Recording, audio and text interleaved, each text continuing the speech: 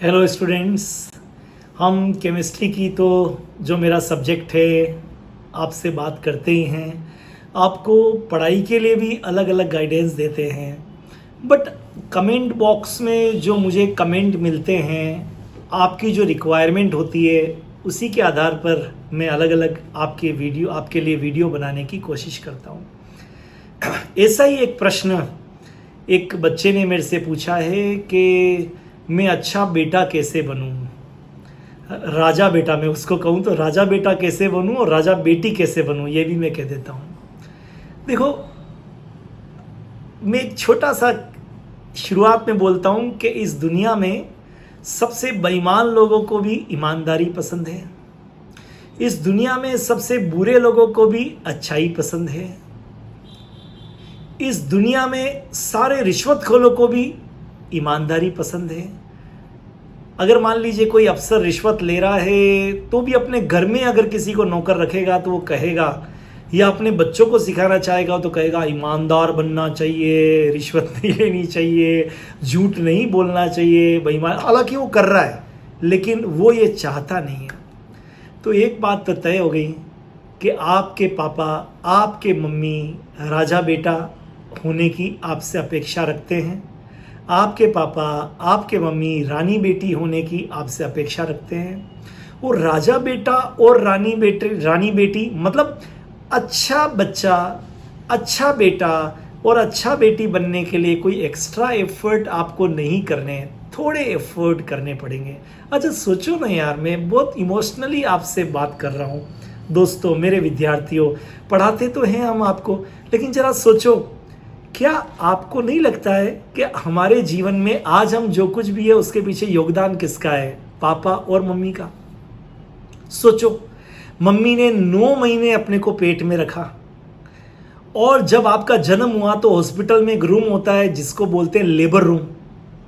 और labour room के अंदर का आप समझो, वहां पर जो पीड़ा होती है वो इस विश्व की नहीं, इस यूनिवर्स की सबसे महान पीड़ा अगर किसी महिला को या किसी को भी होती है तो वो प्रसव पीड़ा होती है। मतलब जब मम्मी ने आपको जन्म दिया था और 9 महीने आपको पेट में रखा था, इसीलिए उस रूम का नाम दिया गया है लेबर रूम। अब सोचो, इतनी पीड़ा सहन करने के बाद पापा ने न जाने कितनी रातें जाग के गुजारी होगी अपने बिजनेस को चलाने के लिए, अपनी नौकरी के लिए। पापा ने कितना ओवर टाइम किया होगा। क्या उनकी ये अपेक्षा नहीं है कि आप राजा बेटा बनो? क्या उनकी ये अपेक्षा नहीं है कि आप रानी बेटी बनो? तो आप क्यों नहीं बनते हैं? मैं सोचता हूँ आप सब बनना चाहेंगे, क्योंकि पत्थर का तो हमारा दिल है नहीं है। क्योंकि किसी ने कहा है कि करत करत अभ्यास के जड़मती होए सुजान, रसरी याद जात है सिल पर पड़त निशान। गांवों के अंदर कुएं के ऊपर एक पत्थर का एक लगा होता है सिल्ला, और उसके ऊपर रसरी जब बार बार आती है, रस्सी पानी निकालते समय, तो उस पर निशान बन जाता है। इसीलिए कहा है करत करत अभ्यास के जड़मती होए सुजान, रसरी याद जात है सिल पर पड़त निशान। मेरे बच्चों, मेरे दोस्तों, मेरे विद्यार्थियों, राजा बेटा, रानी बेटी बनना ही चाहिए। और एफर्ट क्या क्या करने, बहुत छोटे छोटे एफर्ट। मेरे से किसी ने पूछा कि किसी माँ बाप की उम्र कैसे बढ़ाई जा सकती है? बस उसका बेटा राजा बेटा बन जाए और बेटी रानी बेटी बन जाए, उनकी उम्र बढ़ जाती है। मेरे एक रिलेटिव हार्ट अटैक के बाद में अभी एक बड़े हॉस्पिटल में भर्ती हुए, एंजियोग्राफी हो गई, एंजियोप्लास्टी हो गई, बेहोश हो गए। डॉक्टर ने मुझे बोला, बहुत मैं सच्चा एग्जाम्पल दे रहा हूँ, डॉक्टर ने मुझे बोला इनके एक बच्चा सिंगापुर में था और एक ग्रेट ब्रिटेन में था, कि ब्रिटेन से और सिंगापुर से इनके बच्चों को बुला लीजिए। उनके बच्चे वहाँ पर दूसरे दिन आ गए। मैंने स्ट्रांगली कहा इनके बच्चों को बुलाओ, तुरंत बुलाओ। उनके दोनों बच्चे बेटे यहाँ पर आ गए और कमाल हो गया। जो डॉक्टर मुझे बोलता था 15 दिन भी लग सकते हैं, वेरी क्रिटिकल, उनके आने के तीसरे दिन उनकी बॉडी में हलचल चालू हो गई। न केवल हलचल चालू हो गई बल्कि वो बोलने लग गए। और जब बड़ा बेटा उनके पास में गया तो बड़ा बेटा ब्रिटेन से आया था, उसके गले में कुछ ऐसी खराश हो रही थी, तो उन्होंने लिख के बोला कि तेरे गले में क्या हो रहा है, खुद की दिक्कत को। क्या बेटे और बाप का रिलेशन होता है, सोचो कितनी एनर्जी मिलती है। ये सच्ची घटना है। आज जो मैं ये वीडियो बना रहा हूं तब भी वो हॉस्पिटल में भर्ती है, लेकिन अब डॉक्टर कह रहे हैं इनकी बॉडी फाइट कर रही है, कम आउट, बाहर आ जाएंगे। यकीन मानो। तो अच्छे बेटा और अच्छा बेटी बनना ही चाहिए दोस्तों। मेरे विद्यार्थियों, क्या क्या करना है? नंबर 1, सुबह उठ के अपने मम्मी पापा को विश जरूर करो। गुड मॉर्निंग, कैसे हो पापा? गले लग सकते हो तो पापा और मम्मी के गले लग दो, एक किस कर सकते हो तो किस कर लो। इतना तो कर ही सकते हो, काहे की शर्म अपने मम्मी पापा के साथ में। सुबह का ये well begin is half done, ये जो शुरुआत होगी ना आपकी तो जबरदस्त होगी, मम्मी पापा की दुगनी जबरदस्त होगी। सारी शर्म छोड़ दो, सारे संकोच छोड़ दो। न जाने कितने साल हमारे जीवन में वो 2 लोग हैं, 2 देवी और देवता, वो भगवान हैं हमारे, कृष्ण और राधा हैं, राम और सीता है। वही हमारे लिए जीसस है, वही हमारे लिए मदर टेरेसा है, वही हमारे लिए बड़े संत है और वही हमारे बड़े साध्वी हैं। गले लगा के एक बार इग्नोर मत करो। दोस्त को उठते ही के मोबाइल फोन पे व्हाट्सएप देखते हो, वहां पर व्हाट्सएप करते हो, गुड मॉर्निंग दुनिया को करते हो। छोड़ो ना दुनिया को, मम्मी पापा को प्लीज करके तो देखिए। वो बाप जीते जी मर जाता है जब उसका बेटा उठ के अपने दोस्तों को तो गुड और दूसरे रिश्तेदारों को तो गुड मॉर्निंग करता है, लेकिन खुद के पापा को घर में रहते हुए गले नहीं लगाता, किस नहीं करता है और उसको गुड मॉर्निंग नहीं कहता है। सोचो वो पिता की क्या हालत होगी, उस माँ की क्या हालत होती होगी। इसको हम क्या नाम दें? इसको हम संस्कार का नाम दें या मॉडर्न का नाम दें, या ये तो मॉडर्न परिवेश है। आप ऐसा मत करो। याद रखो, इस दुनिया में जिसने कुछ हटकर किया है, जमाना उस पर हंसा है। हो सकता है तुम्हारे 4 बेवकूफ दोस्त हंसेंगे, अरे यार तू मम्मी को पापा को पैर लगता है, पैर छूता है, हंसेंगे। तो इस दुनिया में जिसने कुछ हटकर किया है, जमाना उस पर हंसा है, पर सच तो ये है दोस्तों, इतिहास उसी ने रचा है। आप क्या करना चाहते हो? Choice is yours, because your choice reflect your character. एक छोटी सी शुरुआत सुबह की, ये तो कर ही सकते हो, चालू करो। स्कूल जाते हो, कॉलेज जाते हो, अपने टीचर को विश करो। ये दूसरी बात। तीसरी बात, कल गांधी जयंती गई है और गांधी जी का परम वाक्य था कि जैसी इस दुनिया को आप देखना चाहते हो वैसा खुद के अंदर से बदलाव करने की कोशिश करो। गाली तो सब बकते हैं, बुरी बात भी सब बोलते हैं, क्या आप इससे हट नहीं सकते हो? क्या गाली बोलने से एनर्जी मिलती है? सोचो, क्या बुरा बोलने से, गुस्सा करने से, डांटने से एनर्जी मिलती है? और आप किस पे गुस्सा होते हो? मम्मी पापा पे सबसे ज्यादा। आपका दोस्त आपके साथ बुरा कर दे, पीछे मार भी दे तो आप नाराज नहीं होते, उसे दोस्ती कर लेते हो, लेकिन मम्मी पापा टोक दे, जल्दी उठ जा।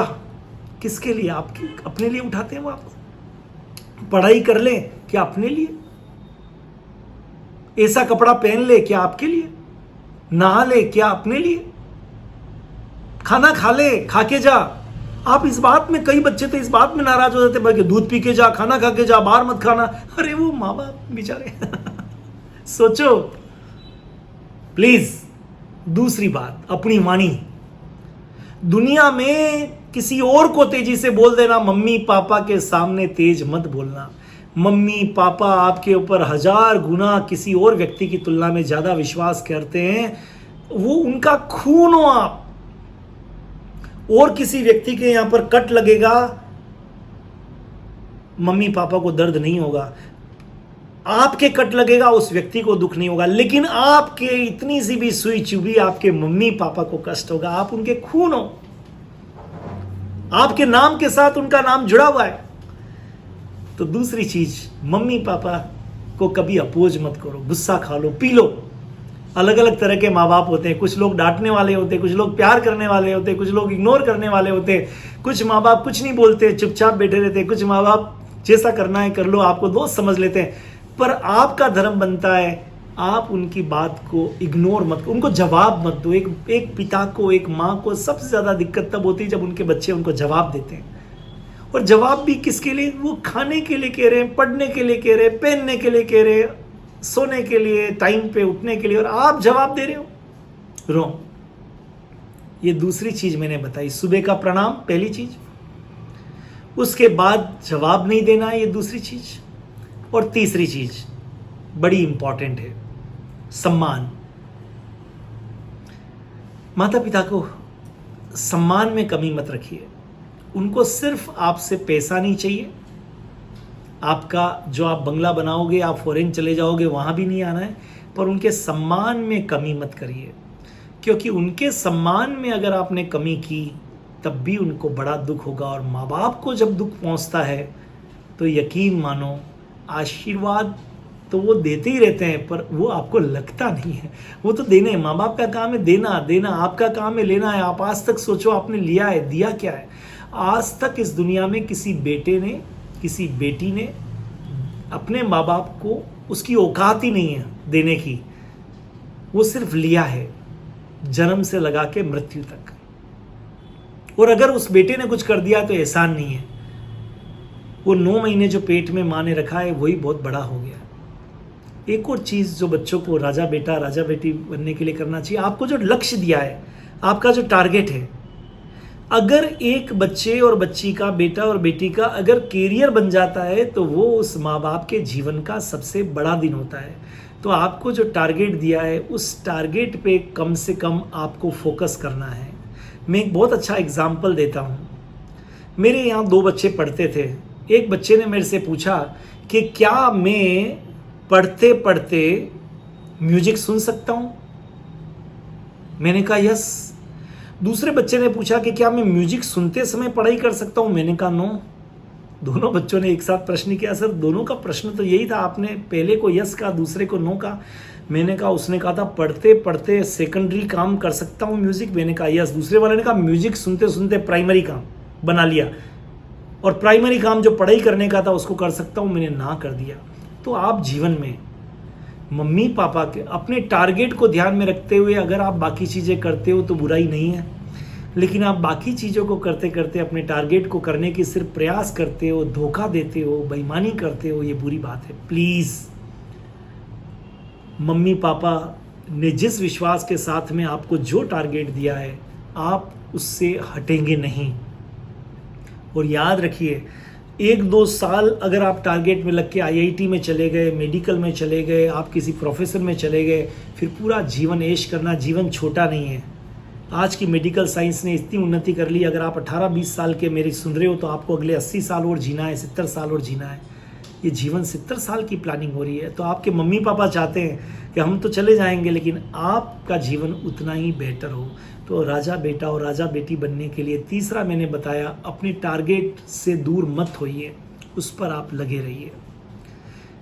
अंतिम बात, एक और चीज़ बताना चाहता हूँ, बुरी आदतों में मत पड़िए कभी।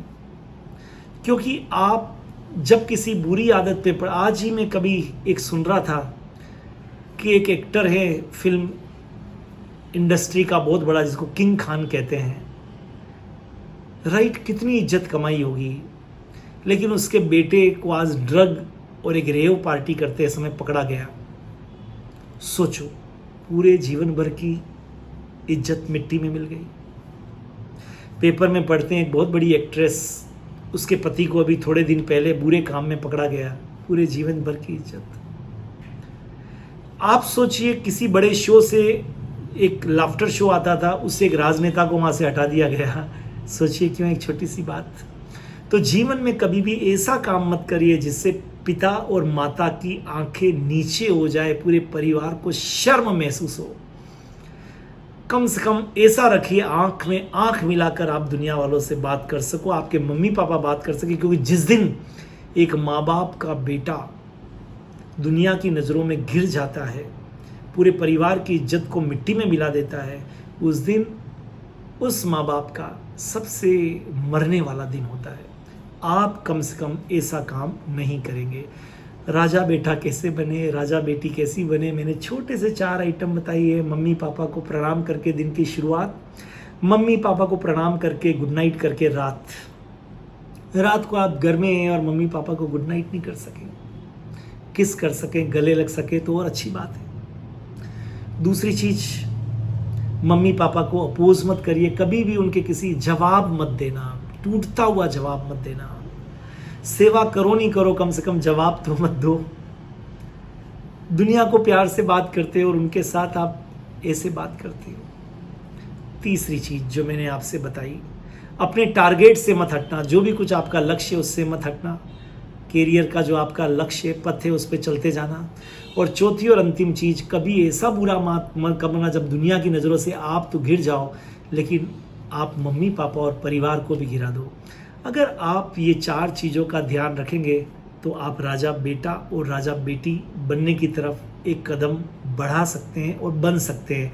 आज से शुरू करो गुड मॉर्निंग, आज से शुरू करो गुड नाइट, आज से तय करो कि मैं जवाब नहीं दूंगा मम्मी पापा को, टूटता हुआ जवाब नहीं दूंगा, बुरा नहीं बोलूँगा।